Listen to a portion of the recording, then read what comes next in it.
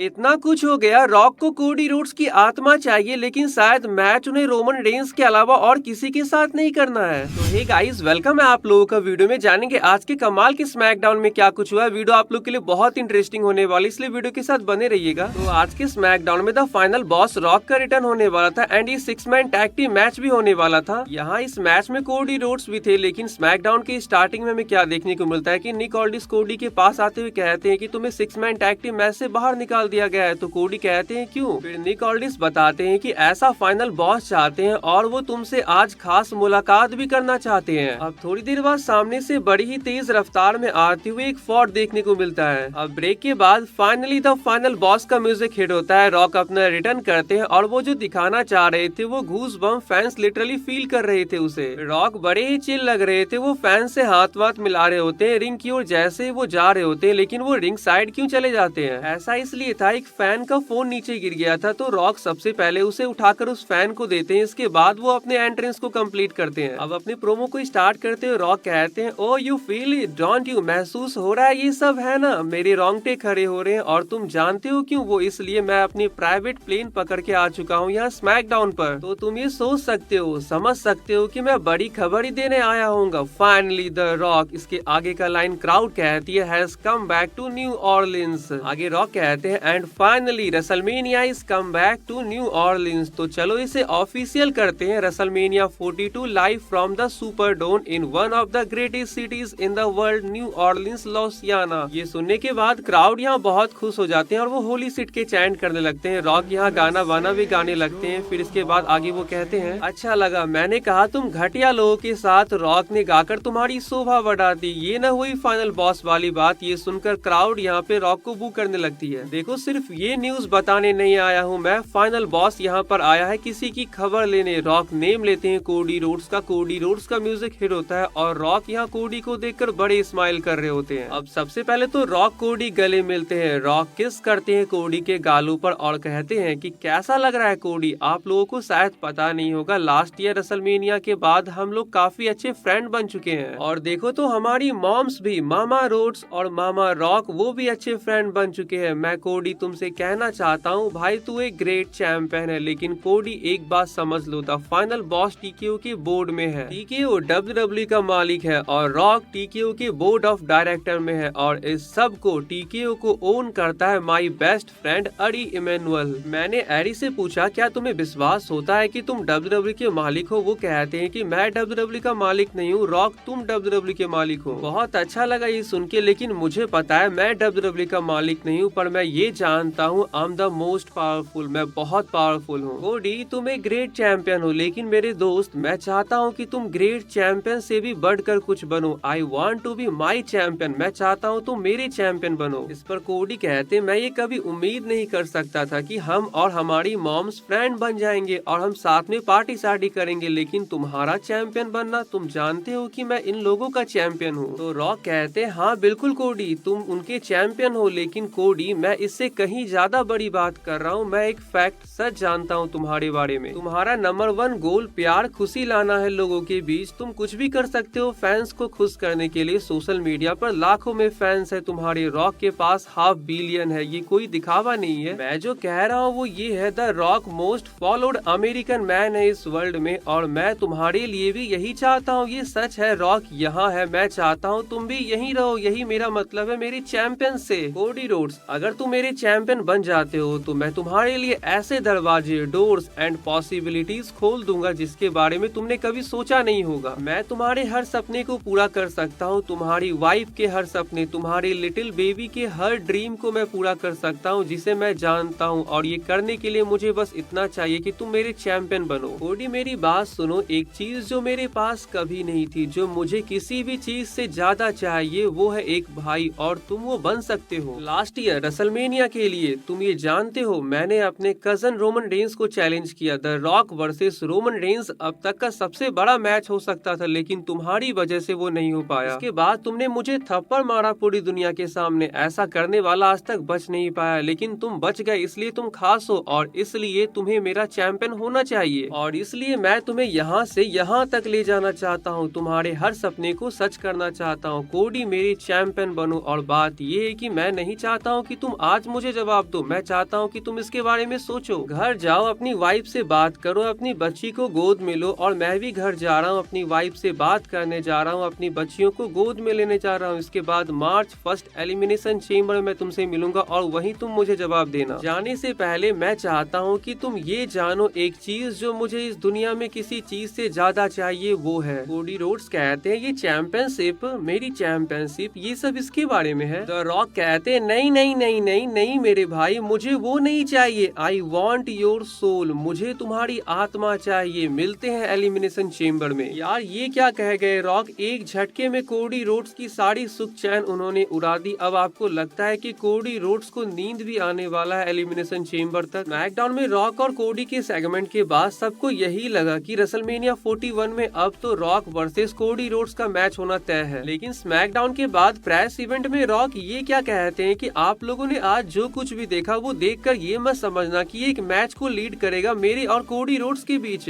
This chemistry with Cody is rare and it doesn't need to lead into a match. Cody के साथ मेरी ये chemistry बड़ी अनोखी है, इसलिए इस फ्यूड के लिए किसी मैच की नीड नहीं। लगता है कि रॉक ने ये ठान लिया है कि वो कोडी के साथ साथ उनके रेसलमेनिया मेन इवेंट को बर्बाद करके रख देंगे। मैच तो वो सिर्फ रोमन रेंस के साथ ही करेंगे, पहले कोडी रोड्स को थोड़ा परेशान कर लिया जाए। अब पता नहीं रॉक के दिमाग में क्या चल रहा है, लेकिन जो कुछ भी चल रहा है वो 100% हमें एलिमिनेशन चेम्बर में जानने को मिल जाएगा और ये कंफर्म कर देगा कि रेसलमेनिया में क्या होने वाला है। सोलो सिकोआ बैक स्टेज कह रहे होते हैं लास्ट वीक जो हुआ टामा वो गलती थी। यार जेकब फाटू तो पूरी तरह से बदल गए हैं। वो कहते हैं कि ठीक है भाई, एक बात समझ लो, अगर वो एक्सीडेंट नहीं होता तो तू अभी यहाँ खड़ा भी नहीं होता। इसके बाद मेन इवेंट में हुई इस मैच में तो बहुत बड़ी चीज हो गई। मैच में हर वक्त सोलो सिकोआ ये दिखाने की कोशिश कर रहे होते हैं कि जेकब तुम और मैं, हम साथ हैं, हम भाई हैं। लेकिन ये क्या कर दिया जेकब फाटू ने, जब वो डेमियन प्रिस्ट को सुपर किक मारने के लिए जा रहे थे तो ये सोलो सिकोआ को लग जाता है। इसका फायदा उठाते हुए डेमियन प्रिस्ट सोलो सिकोआ को एक साउथ ऑफ हेवन लगाते हैं और इसी के साथ उनकी टीम इस मैच को जीत जाती है। ये विक्ट्री और कुछ नहीं थी, इससे सिर्फ ये होगा कि जेकब फाटू और सोलो सिकोआ के बीच दूरियां और बढ़ जाएगी। आज जिमी ऊसो ने कमाल कर दिया। फाइनली जिमी के सिंगल रन में उनके साथ कुछ अच्छा हो रहा है। यार उन्होंने ड्रू मैकेंटायर को हरा दिया, लेकिन ये हार साइकोपैथ को करते ही बर्दाश्त नहीं हुई। मैच के बाद वो अटैक करते हैं जिमी के ऊपर, सिक्योरिटीज यहाँ आते हैं, लेकिन ड्रू मैकेंटायर उन्हें चकमा देते हुए जिमी ऊसो को क्लेमोर सिटी ले जाते हैं by the claymore kick. Are-truth and LA Knight versus Mizo and कार्मेलो hedge के मैच में नाकामुरा के डिस्ट्रैक्शन की वजह से एले नाइट एंड आर-ट्रूथ इस मैच को हार जाते हैं। कैंडिस लेरे वर्सेस टिफनी स्ट्रैटन के मैच के बीच हमें यहाँ शार्लेट फ्लेयर देखने को मिलती है। टिफनी स्ट्रैटन यहाँ इस मैच को जीत जाती है। मैच के बाद नाया जैक्स उन पे अटैक कर देती है। ट्रिश स्ट्रैटस यहाँ आती है टिफनी स्ट्रैटन को सेव करने के लिए, लेकिन वो खुद ही खुद को नहीं बचा पाती है नाया जैक्स से। आज अगेन टिफनी जब रिंग में गिरी हुई होती है तो यहाँ पे शार्लेट आती है और पोस्ट करती है रेसलमेनिया की साइन की ओर पॉइंट करते हुए। यहाँ नियोमी वर्सेस लिव मॉर्गन का मैच होने वाला था, लेकिन मैच से पहले लिव एंड रकील यहाँ पे पूरी तरह से डिस्ट्रॉय करके रख देती है बियांका ब्लेयर एंड नियोमी को। प्रीटी डेडली वर्सेस DIY का मैच स्टार्ट होता है। मैच सही चल रहा होता है, लेकिन मैच के बीच यहाँ पे स्ट्रीट प्रॉफिट अटैक कर देते हैं दोनों टैग टीम के ऊपर। यहाँ मोटर सिटी मशीन गन्स आते हैं, लेकिन वो भी कुछ नहीं कर पाते हैं सिवाय मार खाने के। तो आज के इस वीडियो को ही पेंड करते हैं। वीडियो आप लोगों को अच्छी लगी तो चैनल को जो सब्सक्राइब कर लीजिएगा। मिलते हैं नेक्स्ट वीडियो में, तब तक के लिए bye and take care guys.